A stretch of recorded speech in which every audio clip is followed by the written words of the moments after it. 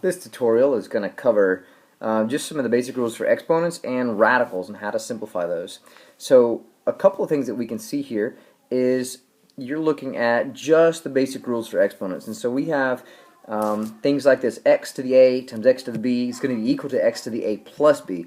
Just to do a real simple example of that, it would be like x squared times x cubed. Right? If we do that a plus b idea, it's going to be 2 plus 3 is going to be x to the fifth. No, Eric, you can't do that. You can't teach pre-cal. Okay? You can't teach this either. Exponents. There you go. Next part is going to be a to the b power. And so that's the same idea of x squared cubed. In this case, instead of adding like we did last time, we're going to actually multiply. So we're going to do x to the sixth power. To do the last one, you're going to do x to the a over the b. Whenever you have this situation happen, it looks something like this: x, let's say x cubed over x squared. So that would look like x to the 3 minus 2, or just x to the first power. Alright, those are the basic rules for exponents, and we can use those interchangeably, and I don't have to worry about those. Okay, let's continue. Rules for exponents. So you have three basic that we did. If we go to the next slide, what we're going to see is a couple of examples using these rules. Let's start with the first one. So we're going to use those rules, and we're going to basically convert radicals and exponents to the other form just by notation, right? So we're not going to use the rules we just learned until a couple of examples later, but here we have a basic x, and it has an exponent, but this time something that's a little bit different is it has a fractional exponent, right? So we have 5/3, so we've got the 5 as the power, and my 3 is my root. And so how that translates is it's really learning to put it in place. So if you watch that go over, then you see it right there. It becomes just, you see the 5 here. Notice where the 5 goes. It's on the power of the x, so it stays in the exponent. The 3 we say is the root, and it goes out in front of the radical symbol.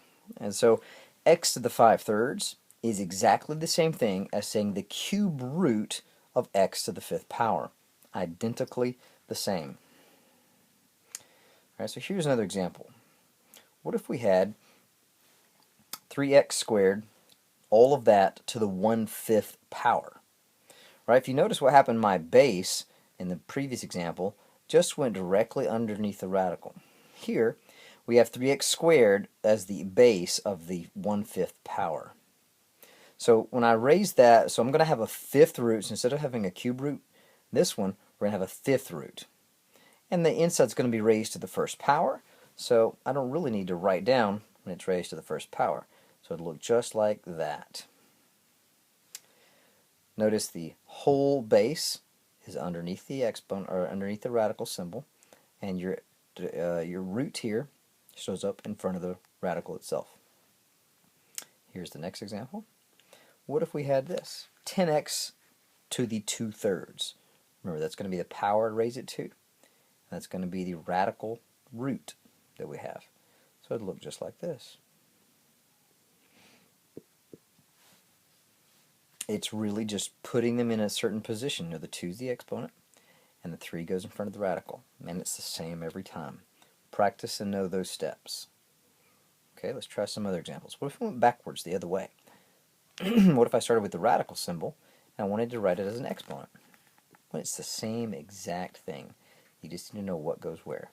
So if we start with this, we have 2x, or the 4th root of 2x to the 3rd power. Remember, this is a power, and that goes on the denominator. So numerator, top of my fraction, bottom of my fraction. Look just like this. Notice the parentheses here and here. Because you have 2 pieces inside under the radical symbol, you need 2 pieces, so that means you're going to have parentheses. Mandatory, not optional.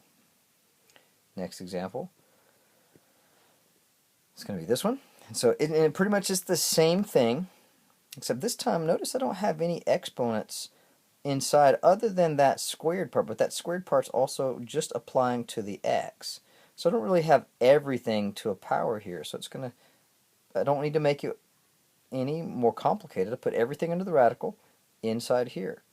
And noted there was nothing, all of those weren't to another power, so we're just going to write the 1/3 power on the top because there's no, x has a power here, yes, and so we still have that inside, but we don't change that.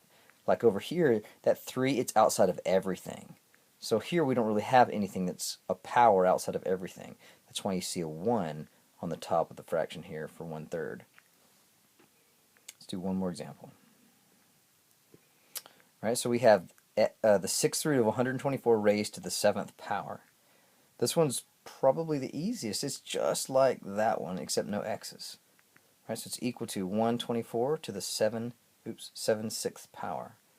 All right, so here's my exponent, here's my root. Be able to do all of these as well, or these kinds of problems. Probably the one that gave most people the difficult time was to simplify. Right, the first thing we're going to look at is 27 to the 2/3. And I said in class, it's easier to do the root before you do the exponent. And so we rewrite it just to look at. So I want to do the cube root of 27, and then we're going to, whatever that is, we're going to square that at the end. So if I take the cube root of 27, that's right there, right? So that would be 3 times 3 times 3. So the cube root of 27 is actually just 3. So we're going to take 3 and we're going to raise that to the 2nd power. Well, we all know what 3 squared is, so it's just 9. Let's look at another example. What if we had, a negative exponent? Okay, in class we said to take care of a negative exponent, you're going to flip, or when I say flip, what I mean by that is you're going to take the reciprocal of the object inside the parentheses. So we're going to make that 1/125, and this time it's going to be raised to a positive 5/3. So that's what it does when you take the reciprocal or flip it. That means you're going to have a positive. The exponent sign was going to go from negative to positive. If we simplify that a little bit further, what we did this time was rewrote it in its radical form. So we now have the cube root of 125 raised to the 5th power. Well, what is the cube root of 125? It's 5 times 5 times 5 is the cube root, so 5 is the cube root of 125. And then I'm going to take that to the 5th power. You might need to pull your calculator out on this one. That's going to be 1/3125 to give you your final solution for this one. Okay, remember, negative sign, take the reciprocal, and then you just work it the same way as you've done it before, except this time all of your work's just happening in the bottom of a fraction. Nothing else. I mean, the 1 on the top stayed the same pretty much the whole time. Don't let that throw you off when you're working with problems like this. And this is basically how we take care of exponents and radicals when they intermix in terms of the problems that we work in class.